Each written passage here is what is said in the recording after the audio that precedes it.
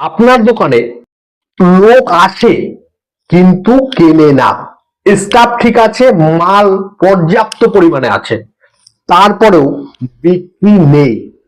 আজ আমি বলবো এমন 5টি লক্ষণ যেটি থাকলে আপনার দোকানে বেচা কেনা একদম কমে যাবে। নমস্কার বন্ধুরা, আমি জ্যোতিষী শ্রী সমীরণ ঘোষাল শাস্ত্রী। আজকের ভিডিওর বিষয় মূলত আমাদের দোকানদার ভাইদের জন্য, যারা অনেকে বলেন দাদা আমি অনেক কিছু করে ফেলেছি কিন্তু অনেক কিছু করেছি, তারপরেও লাভের কোনো অংশ দেখতে পাচ্ছি না।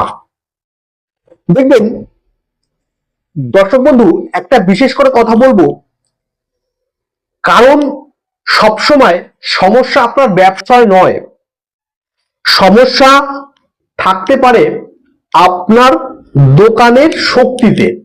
যে শক্তি যদি নেগেটিভ শক্তি তৈরি হয়ে যায়, তখন আপনার ব্যবসা দিন দিন খারাপ দিকে চলে যায় দর্শক বন্ধু। তাই বিশেষ এই 5টি লক্ষণ যেটি আপনার দোকানে বারবার হচ্ছে কিনা সেটি আপনি মিলিয়ে দেখতে পারেন। তার জন্য ভিডিওটি প্রথম থেকে শেষ অবধি না টেনে দেখতে হবে। প্রথম যে লক্ষণটি দেখবেন, অনেকবার আপনি যদি আপনার ব্যবসা প্রতিষ্ঠানে বারবার খেয়াল করেন যে দোকানে লোক ঢুকছে, চারিদিকে দেখছে, তারপরে বেরিয়ে যাচ্ছে, বারবার হলে বুঝবেন আপনার ব্যবসা কোনো নেগেটিভ প্রভাব কিংবা নেগেটিভ কোনো শক্তি আপনার ব্যবসাকে ধরে রেখেছে। দ্বিতীয় যে কারণটি, একদম মোক্ষম যে কারণটি, সেটি হলো দোকানে ঢুকলে আপনি ব্যবসা প্রতিষ্ঠানের অনার কিংবা আপনি ব্যবসা প্রতিষ্ঠানের মালিক ধরুন, আপনার ব্যবসা প্রতিষ্ঠানে দেখছেন কাস্টমার আসলে বারে বারে ছোট্ট কথা কারণ অকারণে ঝুট ঝামেলা অশান্তি চিল্লামিল্লি বেঁধে যাচ্ছে।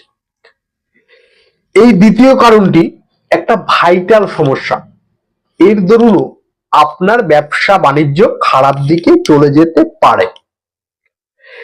তৃতীয় যে কারণটি সেটি ভালো করে শুনবেন। পঞ্চম যে কারণটি সেটিও বলবো, একদম পঞ্চম কারণটি মিস করবেন না, এটা কিন্তু খুব ভাইটাল।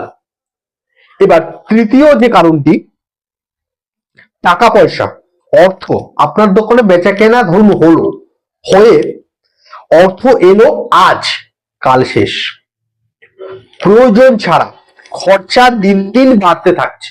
আপনি ব্যবসার অর্থ অপ্রয়োজনীয় কিংবা যেখানে প্রয়োজন নেই সেখানে খরচা করতে হচ্ছে বারবার। এটা যদি হয়, আপনার দোকানের কোনো খারাপ শক্তি আপনার ভালো শক্তিকে ব্লক করে রেখেছে দর্শক বন্ধু। এটি হলো 3 নম্বর কারণ। এবার 4 নম্বর যে কারণটি সেটি ভালো করে শুনুন। 4 নম্বর কারণটা বিশেষ ক্ষেত্রে বলা যায়, আপনার দোকানে বারবার কোনো কাচের জিনিস কিংবা কোনো জায়গায় অনেক বোতল ফোতল এসব কিছু পড়ে আছে, তাহলে বুঝবেন আপনার দোকানে কে সবসময় একটা নেগেটিভ শক্তি আটকে রাখে। আপনার এগুলো পরিষ্কার করা উচিত এবং এই জায়গা থেকে সাবধানতা অবলম্বন করা উচিত কিন্তু দর্শক বন্ধু। এবার 5 নম্বর যে কারণটি, একটি ভাইটাল কারণ, অনেক দোকানদারের হয় এই কারণটি। দোকানদার নিজের দোকানে বসে আসলেই আর বসতে ভালো লাগে না, অল্পতে বিরক্ত হয়ে যায়। তারপর দেখবেন দোকানে বসলে শরীরটা ভারী হয়ে যায়, অনেকে বলে, হ্যাঁ, অনেক বহু মানুষ বলে ঠিক এনার্জি পায় না, এনার্জি সঠিকভাবে কাজ করে না, শরীরটার মধ্যে একটা জোশ যেটা থাকে সেটা থাকে না দোকানে আসলে। এটা কিন্তু 5 নম্বর কারণ, এটা কিন্তু খুব ভাইটাল কারণ দর্শক বন্ধু। এই 5টি সমস্যা যদি বারবার ফেস করেন আপনার দোকানে, তাহলে বুঝবেন আপনার দোকানের কোনো নেগেটিভ শক্তি কাজ করছে, যার দরুন আপনার ব্যবসার ক্ষতি হচ্ছে।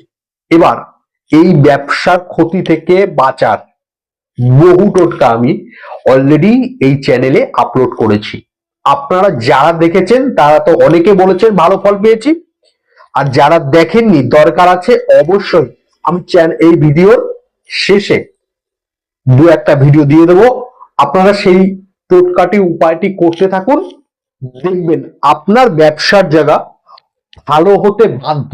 মাত্র 7 থেকে 10 দিনের মধ্যে আপনি পরিবর্তনটা বুঝতে পারবেন।